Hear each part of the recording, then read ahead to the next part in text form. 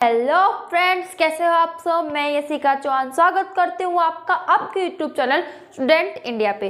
तो आज हम इस वीडियो के अंदर व्याधिकरण समुच्चय बोधक अवयव के बारे में पढ़ेंगे कि व्याधिकरण समुच्चय बोधक अवयव क्या होते हैं।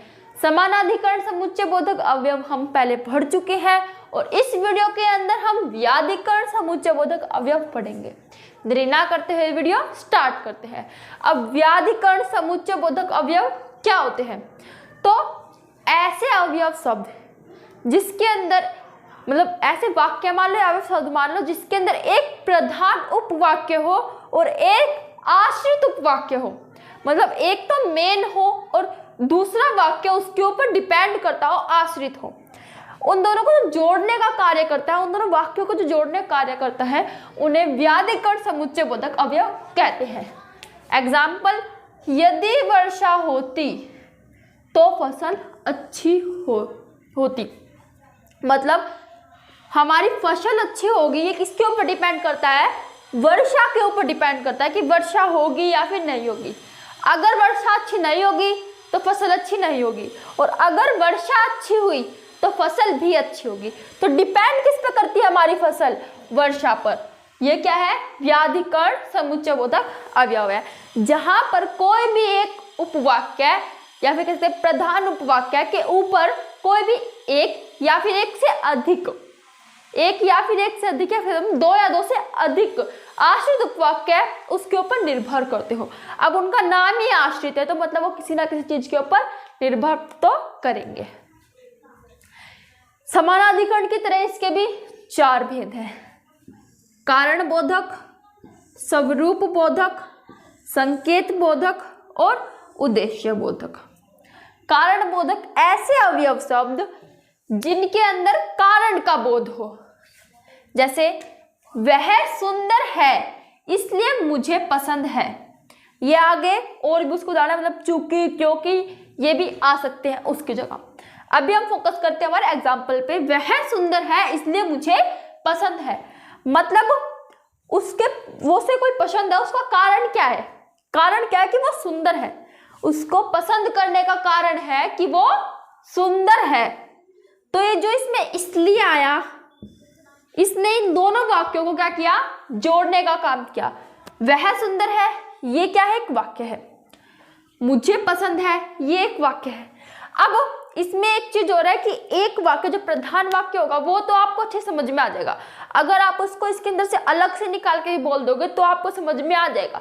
लेकिन जो आश्रित उपवाक्य होता है उसको चाहे आप वैसे बोल दो, जैसे मैंने कहा इसलिए मुझे पसंद है, समझ नहीं आएगा किस लिए, उसमें क्वेश्चन खड़े हो जाएंगे। लेकिन अगर आप प्रधान उपवाक्य को बोलते हो तो उसमें क्वेश्चन नहीं आएंगे। जैसे वह सुंदर है, कोई क्वेश्चन नहीं। इसलिए मुझे पसंद है, इसमें क्वेश्चन आएंगे। इसलिए मुझे पसंद है, किस लिए, क्यों, कारण, कुछ तो होगा, क्वेश्चन आएंगे इसके अंदर। इसका क्वेश्चन क्या है? मतलब इसका आंसर क्या है कि कारण क्या है कि वह सुंदर है। तो ये जो है ये इसके ऊपर क्या करता है? डिपेंड करता है। ऐसे यहाँ पे यदि वर्षा होती, ठीक है, तो फसल अच्छी होती, तो फसल अच्छी होती। यहाँ आपके क्वेश्चन आएंगे, तो फसल अच्छी होती, कैसे होती, क्या होती? फसल अच्छी होती। तो यदि वर्षा होती तो ये इसके ऊपर क्या करता है? डिपेंड करता है। ये क्या हमारा फिर व्याधिकरण उपवाक्य है। ठीक है, अगला आता है हमारा स्वरूप बोधक। स्वरूप बोधक मतलब जहां पर भी कोई हमारा क्या लगा हो, व्याधिकरण समुच्चय बोधक लगा हो, उससे जो पूर्व है, मतलब समुच्चय बोधक से पूर्व जितने भी उपवाक्य है उसका जो मतलब उसे पूरा स्पष्ट कर दे, उसकी जो बात है उन्हें एकदम स्पष्ट रूप से हमें बता दे, उसे क्या कहते हैं? हम स्वरूप बोधक कहते हैं। जैसे वसुधैव कुटुंबकम, अर्थात सारी पृथ्वी एक परिवार है। ठीक है, इसका मतलब है कि वसुधैव कुटुंबकम का मतलब होता है कि सारी पृथ्वी एक परिवार है। अब ये जो अर्थार्थ है, इसने इन दो शब्दों को क्या कर दिया? जोड़ दिया, और इसके लग जाने से हमें इस पूरे का मतलब समझ में आ गया। इसको हमने स्पष्ट रूप से कर दिया। मतलब ये क्या था? हमारा समुच्चय बोधक सा, इससे जो पहले आया, समुच्चय बोधक से जो पहले आया उसका अर्थ स्पष्ट कर दिया। सारी पृथ्वी एक परिवार है, तो ये क्या है, स्वरूप बोधक है। अगला आता है संकेत बोधक, मतलब ऐसे जिसके अंदर संकेत हो, या फिर कह सकते हैं हम कि जिसके अंदर हमें कुछ बताया जाए कि भाई तुम इसे ऐसा करो फिर ऐसा हो जाएगा, जो इसमें संकेत किया जाए, ऐसे अवयव जिससे हमें संकेत का बोध हो, वो संकेत बोधक अवयव होते हैं। जैसे यदि तुम सच कहोगे तो इनाम पाओगे, तो किस पर डिपेंड करता है, मतलब इनाम पाना किस पर डिपेंड करता है कि तुम सच कहोगे। यदि तुम सच कहोगे, समझ में आ रहा है, तो इनाम पाओगे। हम बोल रहे तो इनाम पाओगे, क्यों, हम इनाम क्यों पाएंगे, उसके लिए क्या करना होगा, बता तो चाहिए हमें। हमारे अंदर सवाल पैदा हो रहे हैं ना, इसका मतलब जो ये है वो इसके ऊपर क्या करता है, आश्रित करता है और डिपेंड है इसके ऊपर, ठीक है। तो यदि तुम सच कहोगे तो इनाम पाओगे, ये एक व्याधिकरण भी है और संकेत बोधक भी है कि उसने भाई संकेत कर दिया, इस जानकारी दे दी, ये मानो जानकारी दे दी उसको कि यदि तुम सच कहोगे तो इनाम पाओगे। ऐसे उद्देश्य बोधक, ऐसे अवयव सब जिनसे हमें उद्देश्य का बोध हो, मतलब हमारा कोई उद्देश्य हो। जैसे बूढ़ा लाठी लेकर चला था ताकि गिर ना पड़े, मतलब जो बूढ़ा था उसका उद्देश्य क्या था, लाठी लेने का जो उद्देश्य था वो क्या था कि वो गिर ना सके। अब आप बोलो ताकि गिर ना पड़े, क्या ना पड़े, ताकि गिर ना पड़े, क्या उसके लिए क्या किया, आगे बोलो बूढ़ा लाठी लेकर चला था, समझ में आ रहा है, लेकिन ताकि गिर ना पड़े, इसके अगर हम इसको अकेला बोल देते तो समझ में नहीं आता, लेकिन अगर वही इन दोनों को साथ बोलते तो समझ में आता है, लेकिन इसको अकेला बोल दे तो भी समझ में आता है। तो इसका मतलब ये क्या है, डिपेंडेंट है, किस पे, इस पे, ये किस पर डिपेंड है, इस पे, ठीक है। ये थे हमारे व्याधिकरण समुच्चय बोधक, मुश्किलें थे, आसान थे।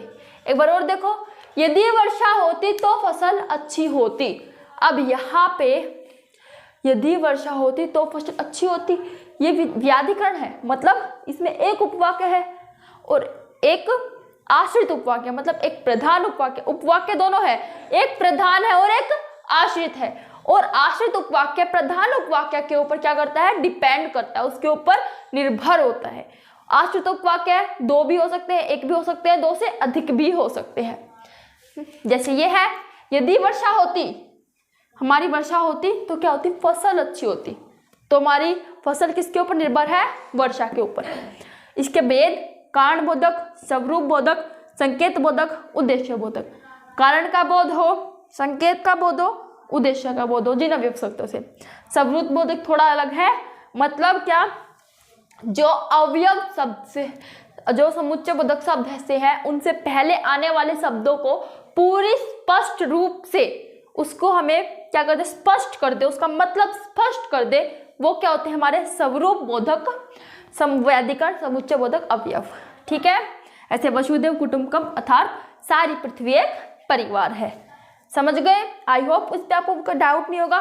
फिर भी कोई डाउट रह जाए तो मुझे कमेंट सेक्शन में बताएं। वीडियो अच्छी लगी हो तो लाइक, सब्सक्राइब एंड शेयर करें।